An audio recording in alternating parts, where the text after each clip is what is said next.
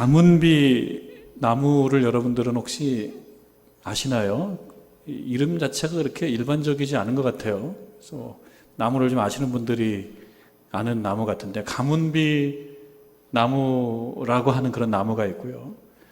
또 가문비 나무를 하나의 소재로 사용한 이 가문비 나무의 노래라고 하는 책이 또 한 권이 있어요. 근데 이 책을 쓰신 분은 독일 출생의 마틴 슐레스케라고 하는 분인데, 이분은 바이올린 장인입니다. 현악기 장인입니다. 가문비 나무의 노래, 그러니까 좀 유추해 볼 수 있는 거는, 가문비 나무를 그것을 가지고 이 바이올린과 같은 현악기를 만드나 보다, 이렇게 미루어 짐작해 볼 수 있는데 맞는 얘기입니다. 이분은 나무를 하여튼 택하는데도 전문가고, 그걸 가지고 이런 아주 울림이 좋은 현악기를 만드는 데 있어서도 유명한 장인입니다. 이분이 그의 책에서 바이올린에 알맞는 나무, 그 나무를 표현해서 산의 거장이다, 이렇게 표현을 해요. 산의 거장. 그러니까 산에 나무들이 많잖아요. 나무들이 많은데 그 여러 나무들보다 어떤 의미에서 굉장히 경쟁력이 있어요. 그리고 훌륭해요. 그래서 거장이라고 얘기하면 마에스토로라고 하죠. 마에스토로. 아주 출중한 그러한 나무를 얘기해요. 산의 거장. 가문비 나무가 산의 거장이라고 하는 거죠. 근데 이 산의 거장은 어떤 조건을 갖춰야지 산의 거장이 되냐면, 아주 매력적인 소리, 그 다음에 좋은 울림을 구현할 수 있는 나무일 때 산의 거장 소리를 듣는 겁니다. 근데 이 나무가 고지대에서 주로 자란다고 그럽니다. 고지대에서 자라는 이 가문비 나무가 바로 이 산의 거장인데, 이 나무는 빨리 자라는 게 아니고 천천히 자란다고 그럽니다. 그래서 100년 단위로, 100년짜리, 200년짜리, 300년짜리가 있을 정도로 천천히 자라는 나무입니다. 자라면서 이 아래쪽에 있는 가지들은 말하자면 떨궈내는 거죠. 그러면서 나무가 이제 쭉쭉 위로 올라갑니다. 그러니까 아래쪽에 있는 가지들은 떨궈내면서 위로 올라가니까 그 가지들은 주로 어디에 있냐면 위쪽에 있는 거예요. 여러분 아마 상상해 볼 수 있을 텐데요. 아래에서 보면은 굉장히 고든 나무가 위로 쭉 올라가 있고 위쪽에 가지들이 형성되어 있는 그런 나무입니다. 왜 그러냐니까 빽빽한 여러 나무들 틈에 빛을 받아야 되는데, 빛을 받는데 불리한 나무들은 잘라내요. 그리고 저 위에서 오는 햇볕을 받아서 나무가 잘 자랄 수 있기 위해서 위쪽에 가지들이 다 이렇게 살아남아 있습니다. 그래서 어두운 산중에서 살아남기 위해서 위쪽 가지들은 빛을 향해서 위로 뻗어오르고, 빛이 닿지 않은 아래쪽 가지들은 떨어져 나가는 겁니다. 그러니까 이런 사실을 말하면서 이 저자가 하는 얘기죠. 하나의 사람에 대한 적용인데, 필요 없는 것들도 있답니다. 우리들 삶에. 필요 없는 것들은 아깝지만 여러분 잘라서 버리라는 거예요. 무엇이 되기 위해서? 명품이 되기 위해서, 산의 거장이 되기 위해서, 인생의 거장이 되기 위해서, 삶의 거장이 되기 위해서 사실은 필요하지 않은 것들인데 살아남아 있는 것들이 있다면 좀 잘라서 버리시라. 그리고 마침내 산의 거장이 되보시라. 이런 이야기를 또 합니다. 바이올린을 만들기 위해서 좋은 나무, 그것은 바로 가지 없는 목재인데요. 가지 없는 목재, 이 좋은 나무는 이런 식으로 만들어진다는 것입니다. 수목 한계선, 바로 아래에 척박한 환경, 이런 환경에서 가문비 나무가 자라는데, 이런 척박한 환경이 그 나무에게 있어서는 고난일 수밖에 없다는 거예요. 나무 전문가가 볼 때 고난일 수밖에 없다. 그런데 울림, 좋은 소리라고 하는 관점에서 볼 때는 축복이기도 하다. 굉장히 멋있는 어떤 설명입니다. 이러한 척박한 환경이 이 나무가 자라는데 고난이라고 우리가 말할 수 있지만, 그러나 마침내 산의 거장으로서 활용될 때 아주 울림이 좋은 소리를 내는 나무가 되는, 이런 관점에서 본다 그러면 이 척박한 환경이 꼭 고난만은 아니고 복일 수도 있다. 복이다. 그런 이야기를 합니다. 메마른 땅이라고 하는 위기, 이게 사람에게 있어서는 위기인 거예요. 우리가 인생 살면서 삶이 메말라 있다.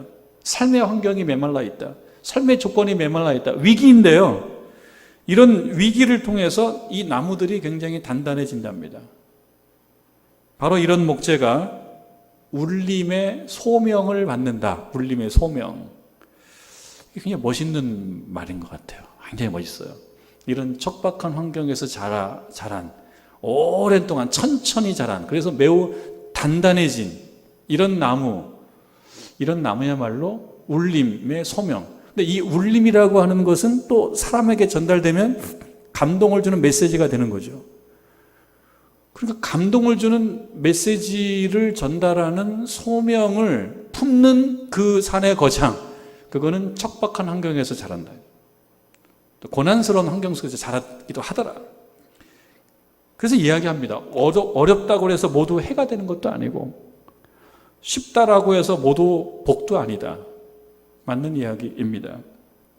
어려움과 위기를 통해서 단단해질 때 소명을 실천할 수가 있는 것입니다. 그런 나무가 멋진 악기가 되는 거고, 이 멋진 악기가 되면 음악가가 만든 멋진 음악을 전달하는 그 좋은 메시지의 통로가 되는 거고, 소명이 있는 어떤 존재가 되는 것 아니겠는가, 이런 생각 해봅니다. 시편 3편으로 갑니다. 오늘 이 시편 3편 말씀 읽었습니다. 시편 3편 말씀 3절을 먼저 보면요, 여호와여 주는 나의 방패십니다. 하나님은 나의 방패이시다. 하나님은 우리의 방패이시다. 하나님은 나의 방패이시다. 우리 하나님은 우리를 보호해 주시는 분이시다. 우리 하나님은 훌륭하시다.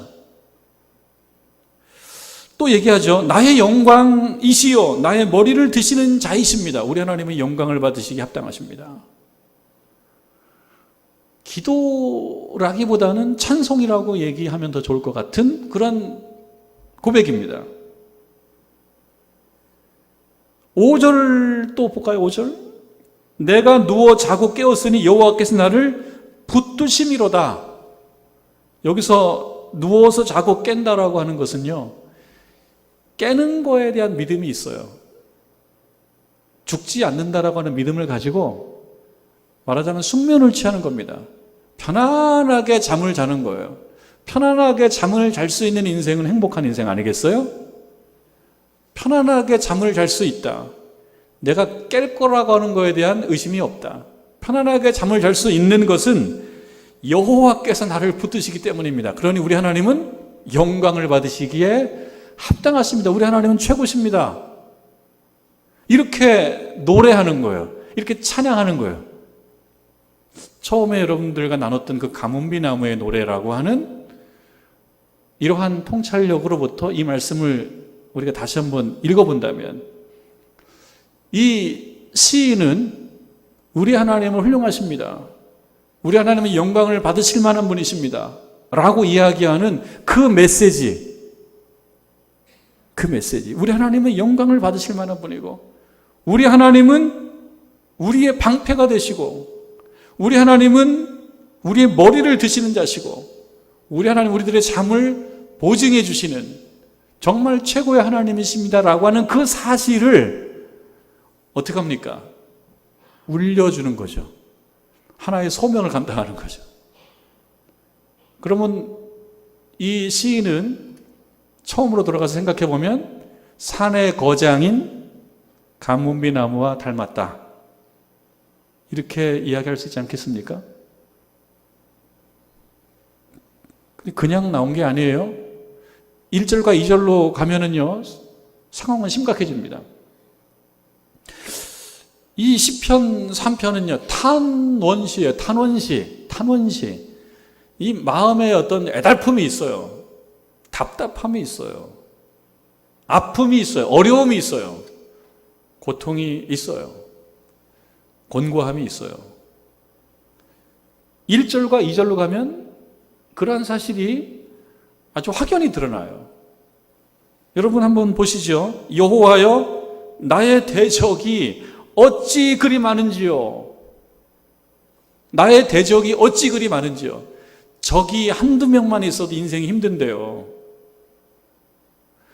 나의 대적이 어찌 그리 많은지요. 일어나 나를 치는 자가 많으니이다. 많습니다. 여러분, 대적이 한두 명만 있어도 사실 힘들어요. 우리 인생 살면서 나 힘들게 하는 사람 한두 명 있어도 힘들어요.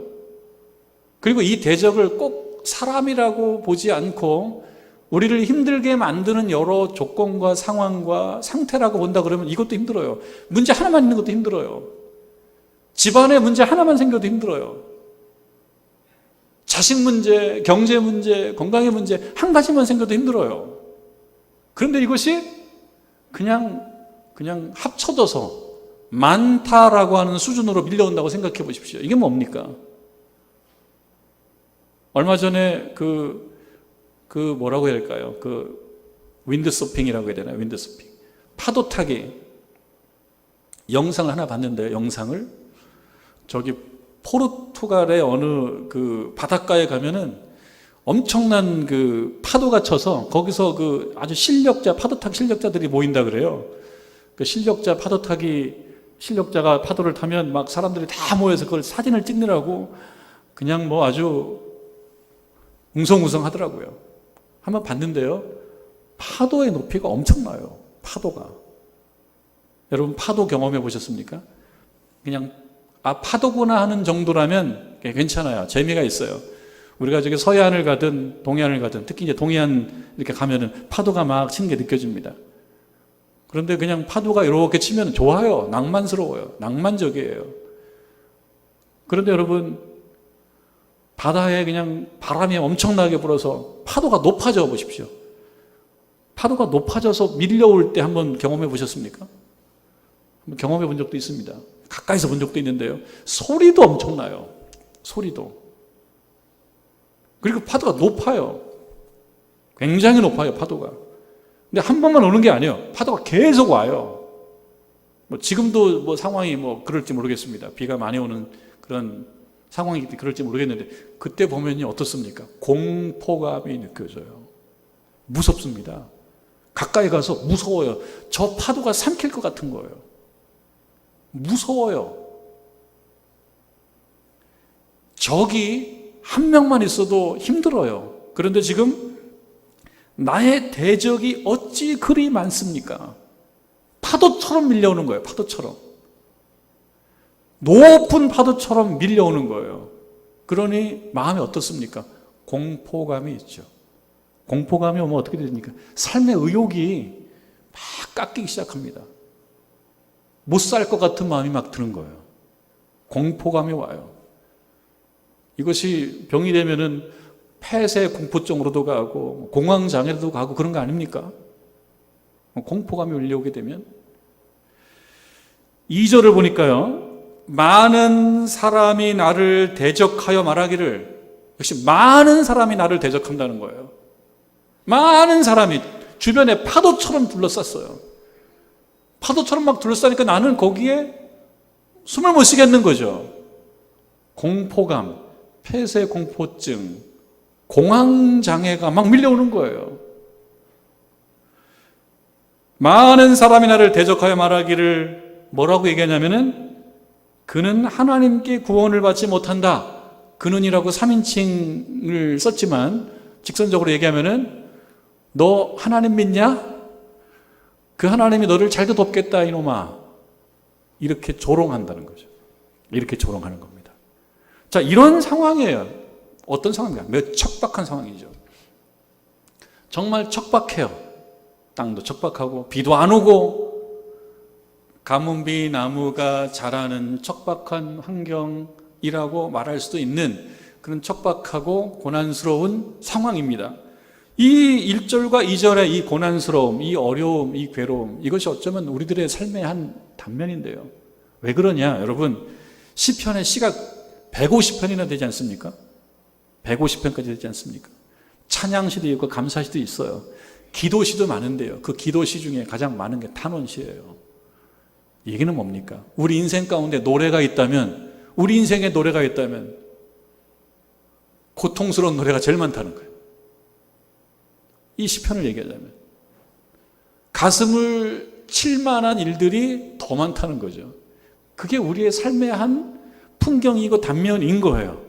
1절과 2절이 그렇습니다. 그러면서 3절로 우리가 같지 않습니까? 우리가 3절 이후로 아까 살펴보면서 뭘 얘기했습니까?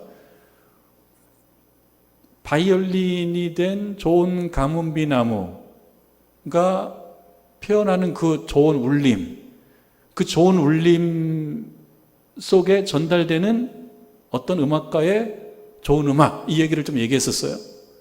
1절과 2절 이렇게 권고함이 있는 상황 속에서 어떻게 3절 이후에 우리 하나님을 찬양하며 주를 신뢰하며 주를 믿는 것이 가능할까? 이것이 우리들의 과제인 거죠. 그 문제가 다 해결된 것 같지 않은데, 해결된 것 같지는 않은데 감당할 수 있는 마음이 생겼어요. 그게 6절이에요. 천만인이 나를 애워싸 친친다 하여도, 천만인이 나를 애워싼다. 이거 공포감 아닙니까? 굉장히 공포스러운 상황이지만 나는 두렵지 않대요. 어떤 일이 생긴 거예요, 도대체? 이 과정에서 어떤 일이 생긴 거예요? 이 중간에 어떤 일이 있었길래 두렵지 않다는 거예요? 두려운데, 두렵죠. 파도가 막 밀려오고 높게 치고 소리도 막 나는데 두려운데 두렵지 않다는 거예요. 어떤 일이 있었길래? 그게 우리의 관심사 아니겠습니까? 어떤 일이 있었길래 안 두렵다. 어떤 일이 있었길래 안 두렵다. 여러분 시편 3편 그 3자 옆에 보면은 여러분들도 괄호로 그런 설명이 돼 있나 모르겠어요. 다윗이 그의 아들 압살롬을 피할 때에 지은 시, 이렇게 되어 있습니다. 그러니까 이 시의 배경을 최초로 다윗에게 기속시키네요. 우리가 읽을 때, 이 시를 읽을 때 다윗의 예를 생각하면서 이 시를 한번 읽어보라고 하는 길 안내 가이드라인이기도 합니다. 이게 시편의 표제라고 하는데요. 이 시편의 내용의 이 배경이 다윗에게 기속된다라고 하는 이야기죠. 다윗이 그의 아들 압살롬을 피할 때, 이 말 자체가 벌써 힘들지 않습니까? 대적이 있는데 그 대적이 누구냐? 아들이래요. 기가 찰 일 아닙니까? 이 말씀은 사무엘하 15장을 그 배경으로 하고 있습니다. 사무엘하 15장의 말씀은 어떤 내용이냐면, 여러분 다윗에게 아들이 많지 않습니까? 그 중에 첫째 아들이 암논이에요. 암논. 셋째 아들이 압살롬이에요. 셋째 아들로부터 지금 쫓겨가고 있는 거죠. 근데 이 배경이 있습니다. 이 압살롬은 이 발바닥부터 정수리까지 안 아름다운 데가 없대요. 굉장히 아름다운 남자예요. 머리숱도 되게 많다라는 칭찬을 해요. 지금 요즘 말로 얘기하면은 수검댕이 그 눈썹을 갖고 있다라고 얘기할 만한 그런 사람이에요. 근데 이 압살롬에게 여동생이 있었어요. 다말이라는 여동생이 있는데요. 엄마가 다르니까, 엄마가 달라요. 첫째 아들 암논의 엄마도 달라요. 첫째 아들 암논이 압살롬의 누이, 여동생이라고 생각이 드는데 압살롬의 누이인 다말을 좋아해요. 그리고 다말을 욕보입니다. 결국 여러 가지 작전을 써가지고 다말이 불행해진 거죠. 이 이야기를 압살롬이 듣습니다. 분노가 치밀어 올라요. 압살롬이 내 동생을, 그리고 마음에 담고 있는데 표현을 하지 않아요. 그러니까 압살롬이 무서운 사람이에요. 마음에 담고만 있어요. 표현을 하지 않아요. 근데 담고 있는 생각의 핵심은 뭐냐면 죽여버리겠어. 죽여버리겠어. 이 생각을 담고 있어요. 그러면서 세월을 보냅니다. 2년이 흘러요. 그리고 어느 날 압살롬이 양털을 깎는 잔치를 베푸는데 아버지 다윗에게 이야기하죠. 좀 오셔서 같이 좋은 시간을 보내주십시오. 아버지 다윗이 나는 뭐 여러 가지 일로 가기가 힘들다. 그러면은 모든 형제들이 올 수 있도록 좀 이렇게 안내해 주십시오. 그래서 그 양털 깎는 축제, 그 잔치에 그 왕자들이 다 초대받아서 옵니다. 그때 압살롬이 자기 부하들에게 명령을 해놓죠. 암논을 잘 주목해라. 그리고 내가 사인을 주면 죽여버려라. 그리고 암논을 죽여버립니다. 여러 형제들은 뭐 난리 난 거죠. 말하자면 형제의 난이죠. 형제의 난. 형제의 난 속에 큰 형이 셋째로부터 죽임을 당하는 현장 속에 다 혼비백산했죠. 다 도망가고 난리 났습니다. 그때 이제 소식이 잘못 전해집니다. 압살롬이 형제를 다 죽였다고. 다윗이 그 얘기를 듣고 정신이 넋이 나가버리죠. 어떻게 이런 일이, 어떻게 이런 일이.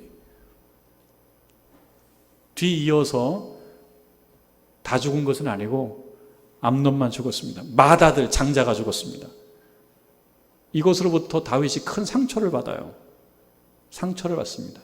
사실은 다윗의 실수도 있어요. 뭐냐면 암논이 다말을 그렇게 욕보이는 그 사실을 알고 이에 대한 적합한 조치를 취하지 않은 잘못도 다윗에게 있긴 합니다. 그것이 원인이 되었는지 아니면 압살롬이 워낙 대권의 꿈이 있었는지는 모르지만 압살롬이 움직이기 시작한 거죠. 암논을 죽이고 그리고 이제 도망칩니다. 아버지로부터. 그리고 세월이 흐릅니다. 한 3년 도망가 있습니다. 군대장관 요압이 중간에 역할을 해서 이 다윗과 압살롬이 화해를 하긴 합니다. 그래도 다윗이 압살롬을 보지 않아요. 이 마음이 너무 상해가지고. 그리고 다시 또 중재를 요압이 해서 다시 이제 압살롬과 다윗이 아버지와 아들의 부자간의 정을 서로 확인하는데 문제는 그 이후의 문제입니다. 그게 이제 그 이유가 사무엘하 15장에서 이어집니다. 압살롬 마음속에 자기는 문제가 다 해결된 게 아닌 거예요. 아버지를 찾아서 어떤 백성들이 어려운 일을 좀 재판해달라고 찾아오게 되면 중간에 본인이 끊고 나야말로 당신들의 억울함을 해결해 줄 수 있는 사람이야 라고 하면서 여러 백성들의 마음을 압살롬이 한 명 한 명 훔치기 시작합니다. 아버지에게 가야 될 백성의 마음이 그쪽으로 가지 않고 거기서 중단되고 어디로 모이기 시작하냐면 압살롬으로 모이기 시작합니다. 이런 작업을 천천히 행해 나가는 거예요. 다윗은 모르고 있어요. 자기를 향해서 올 백성의 마음들이 중간에 제지당하고 누군가 탈취해 가고 있다는 걸 모르고 있어요. 탈취하면서 이 양이 커지면서 압살롬에게는 사람이 많아집니다. 그 작전이 성공해요. 그러니까 그런 걸 보면 압살롬이 매력도 있는 사람이고 정치력도 있는 사람이고 머리도 좋은 사람이고 뭐 외모도 훌륭한 사람이고 경쟁력이 있는 사람이죠. 그리고 디데이를 정해요. 디데이. 무슨 디데이? 반란의 디데이, 반역의 디데이를 정합니다. 어느 날 헤브론에서 나팔을 불면 모두가 알아라. 압살롬이 왕이 된 것을. 그리고 이거를 실행에 옮기죠. 어느 날입니다. 어느 날입니다. 압살롬이 왕이 됐다. 그 소식이 급하게 전령을 통해서 다윗의 길에 들어가는 순간 다윗이 얼굴이 창백해지는 거예요. 얼굴이 하얘지는 거예요. 뭘 떠올리겠습니까? 압살롬이 저놈은 형도 죽인 놈인데. 여러분 사무엘하 15장으로 가게 되면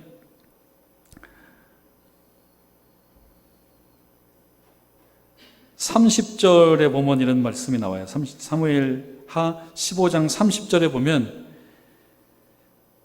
다윗이 감람산 길로 올라갈 때에 그의 머리를 그가 가리고 맨발로 울며 가고 그와 함께 가는 모든 백성들도 각각 자기의 머리를 가리고 울며 올라가니라. 이 이야기는 뭐냐면 반역이 실행에 옮겨지니까 그리고 그 얘기를 전달받으면서 다윗이 놀라는 거죠. 압살롬은 그 아버지를 죽일 수도 있다. 두려움이 생기는 거죠. 공포감이 생기는 거죠. 그리고 이미 압살롬 주변에는 사람들이 많이 모여 있어요. 그 사람들은 우리를 포함해서 권력에 굉장히 약한 것 같습니다. 권력이라고 하는 것은 능력이고 힘이고 돈이고, 그러니까 권력 중심의 사람들이 모입니다. 역사적으로 그랬고, 한국의 정치사를 보더라도요, 잘 보시면 그래요. 어느 쪽으로 당선이 될 것 같고 어느 쪽에 권력을 잡을 것 같으면 벌써 학자들이 움직여요. 학자들이요. 대학 교수들이 움직이고 변호사들이 움직여서 줄 서는 거 보지 않습니까, 여러분들? 안 그랬는데 어느 날 보면 줄을 막 서 있어요. 다 감지하는 거죠. 왜? 권력이 그쪽으로 가니까 권력 뒤에 줄을 섭니다. 그럼 우리의 현대사가 보여주는 사실이고요. 가까운 과거에도 얼마든지 그런 일들이 많았습니다. 젊은 압살롬이 권력을 장악했다라고 하는, 혹은 권력을 장악할 거라고 하는 유력한 보도가 있게 되니까 사람들이 모이는 거죠. 다 모이는 거죠. 그리고 그것을 다윗이 깨달았을 때는 상황이 너무 진전된 거죠. 그래서 결국 다윗은 쫓겨가면서 어떤 마음이에요? 누군가 반역을 해서 내 권력을 탈취해 가는 것만 해도 마음이 아픈데 그게 누굽니까? 아들이에요. 여기서 오는 참담함. 내가 인생을 어떻게 산 거야? 그런 생각이 들지 않겠습니까? 내가 인생을 어떻게 살았길래 자식으로부터 권력을 천탈당하고, 그리고 자식으로부터 목숨의 위협을 느끼고 도망가야 되는 그러한 자신의 모습을 생각해 볼 때 한편으로는 두렵고 무섭고 또 한편으로는 마음이 참담하고 슬프고 괴롭고 아프고, 그게 사무엘하 15장 30절에 잘 묘사되어 있지 않습니까? 맨발로 울며 가고 그와 함께 가는 모든 백성들도 각각 자기의 머리를 가리고 울며 가니라. 따라가면서 다 울어요. 얼마나 급했길래 맨발로 가는 겁니까? 다 떠나는 거예요. 후궁 10명 남겨놓고 다 떠나는 거예요. 이러한 상황이 시편 3편 1절과 2절 속에 담겨져 있는 거죠. 여호와여, 나의 대적이 어찌 그리 많은지요. 어느 날 보니까 다 대적이에요. 내 옆에서 다윗 대왕님이 최고야, 다윗 대왕님이 최고야 했던 그 사람들이 어느 날 보니까 다 저쪽에 가 있는데 아들한테 가 있어요. 그리고 그 아들과 그 사람들이 나를 향하여 대적질을 하고 있는 상황이죠. 그러니 여기에 공포감과 또 한편으로는 허무함과 참담함과 이로 말할 수 없는 심적인 곤고함이 있는 거예요. 여호와여, 나의 대적이 어찌 그리 많은지요. 일어나서 나를 치는 자가 참 많습니다. 안 그랬는데 어느 날 보니까 나를 치고 있는 거예요. 많은 사람이 나를 대적하여 말하기를 그는 하나님께 구원을 하지 못한다. 구원은 압살롬으로 갔다. 다윗은 끝났다. 참 냉정하고 냉혹한 현실입니다. 그러니까 이런 권력이라고 하는 것은 필요한데요, 권력 다툼은 참 불행해요. 권력 다툼. 불행하게 끝날 때도 많이 있습니다. 권력을 가지고 있어야지 좋은 일도 할 수 있어요. 그래서 권력을 잡기 위해서 많은 정치인들이 올인을 하죠. 그러나 이 과정 속에서 공정하지 않게 이루어지게 되면 여기에는 슬픔과 눈물과 원망과 곤고함과 괴로움이 생긴단 말이죠. 많은 사람이 나를 대적하여 말하기를 그는 하나님께 구원을 가지 못한, 하나님은 떠났다. 다윗을 떠났다. 다윗 끝났다. 다윗 끝났다. 여기로부터 오는 그 엄청난 고난과 슬픔이 있습니다. 그래서 이 괴로움을 시편 3편 1절과 2절은 이렇게 말하고 있죠. 마치 가뭄비나무가 그 척박한 환경에서 겨우 살고 있는 것과 같은 그런 상황이라고 우리가 말할 수도 있겠습니다. 그런데 3절로 넘어옵니다. 여호와여, 주는 나의 방패이십니다. 5절로 갑니다. 주께서 여호와께서 나를 붙드십니다. 6절로 갑니다. 나는 두려워하지 아니할 것입니다. 어떻게 이게 가능했죠? 천만인이 나를 에워싼다 진친다 하여도. 어떻게 이게 가능했을까요?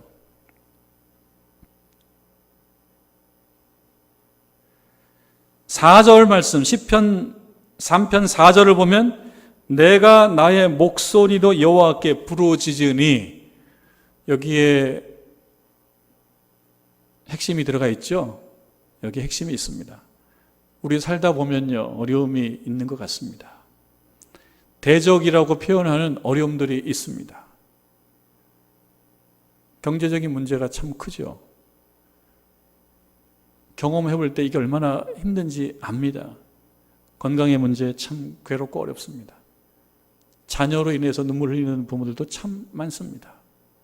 미래의 문제, 인간관계의 문제, 내면의 문제 많이 있습니다. 그런 어려움이 있을 때 이 시편 3편은 뭘 얘기해 주냐면, 내가 나의 목소리로 여호와께 부르짖으니, 내가 나의 목소리로 여호와께 부르짖으니. 이 말씀이 사무엘하 15장으로 다시 가면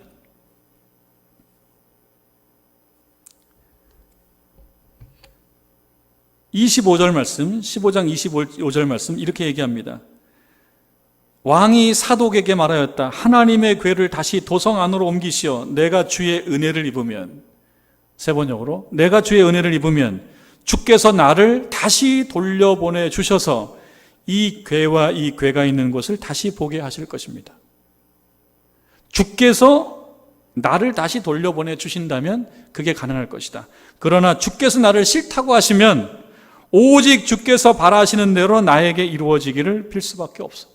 주께서 싫다고 하시면 주께서 바라시는 대로 나에게 이루어질 수밖에 없어. 내 인생은 누구에게 달렸습니까? 하나님께 달려 있습니다. 내 인생은 하나님께 전적으로 달려 있다.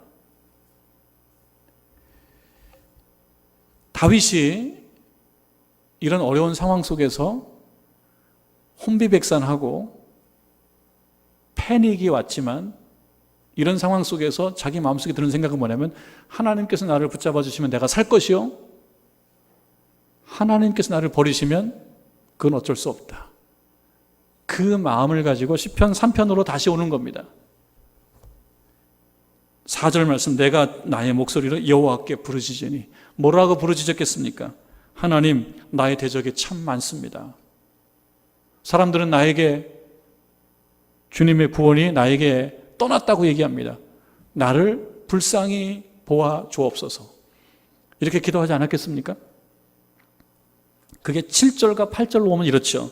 여호와 일어나소서, 나의 하나님이여 나를 구원하소서. 이렇게 기도한다는 거예요. 나의 하나님이여 나를 구원하소서. 8절 오면 구원은 여호와께 있사오니 주의 복을 주의 백성에게 내리소서. 주의 복을 주의 백성에게 내리소서라고 부르짖었습니다. 이 부르짖음이 1절과 2절 끝에 보면 셀라라고 해요. 셀라. 잠시 쉬는 거예요. 1절과 2절과 혹은 3절 사이에 간격이 있습니다. 분위기가 급변하는 이 셀라라고 하는 일종의 음악 부호 속에 무엇이 들어가 있습니까? 기도가 들어가 있습니다. 무슨 기도가 들어가 있습니까? 여호와의 나를 불쌍히 여겨 주옵소서라고 하는 그런 기도가 들어가 있습니다. 다시 처음으로 가서 마틴 슐레스케가 얘기하는 이야기를 조금 더 들어봅니다. 울림이 있는 좋은 나무, 이 좋은 나무를 바이올린 장인인 마틴 슐레스케는 노래하는 나무이다, 이렇게 표현을 합니다. 노래하는 나무이다. 좋은 울림을 가진 노래하는 나무는 대부분 어렵고 불리한 조건에서 자란다는 것입니다. 노래하는 나무는 알프스 산에서도 그 지역이 그렇게 넓지 않답니다. 역경을 견뎌야 하는 척박한 땅에서 울림이 있는 나무가 자란답니다. 이곳에서 나무들은 저항력을 기르고 세포들은 진동하는 법을 익힌다라고 하는 것입니다.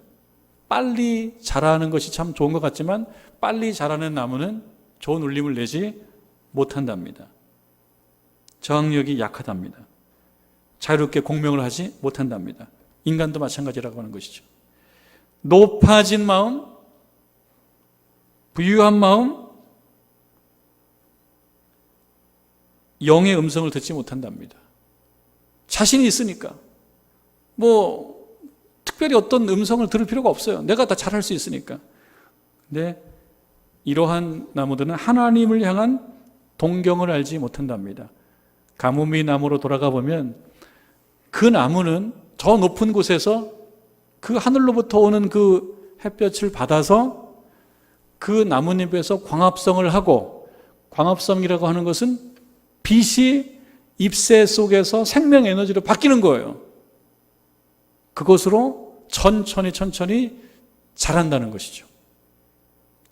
신자들에게 있어서도 척박한 환경이 있고 척박한 상황이 있습니다. 고난이 있고 어려움이 있습니다.